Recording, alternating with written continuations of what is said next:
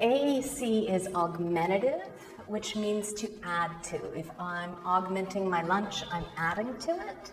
And alternative is another form of communication. So if I only have 1,000 words, but I know that I need 10,000 to express myself, I augment my language. If I need a totally different form of language, then I need an alternative form of communication. We used to think that communication was words that we exchanged with each other, and it's amazing to find out that 70 to 90% of what we communicate isn't word-based. I can say, "How are you today?" And then I can say it totally different. "How are you today?"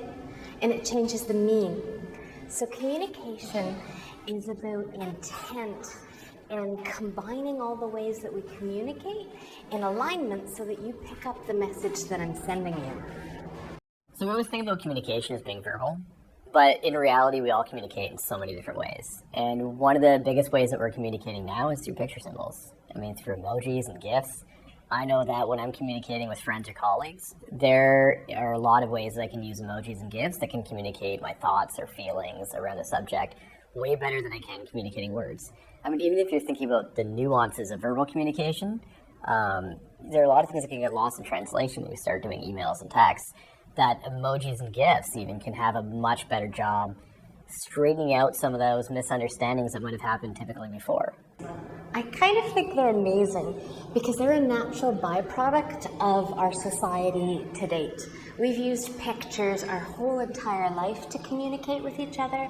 In Lascaux, France, 15,000 years ago, there was cave paintings.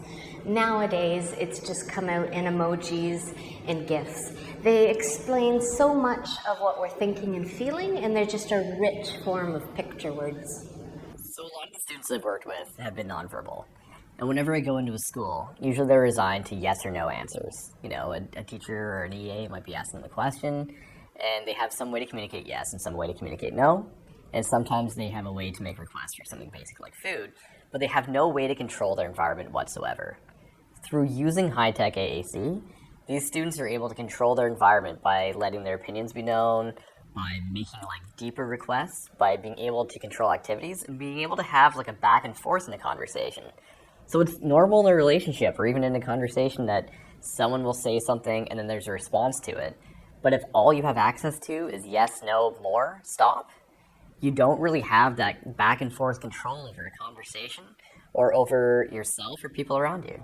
To control their environment, to have somebody who doesn't have a lot of active communication say to a whole group, "Jump, hide, come touch me," on my hand, of course. It creates this situation where all of a sudden, hey, there's a control that I get that I don't know about. Because people who are nonverbal are usually told to do things.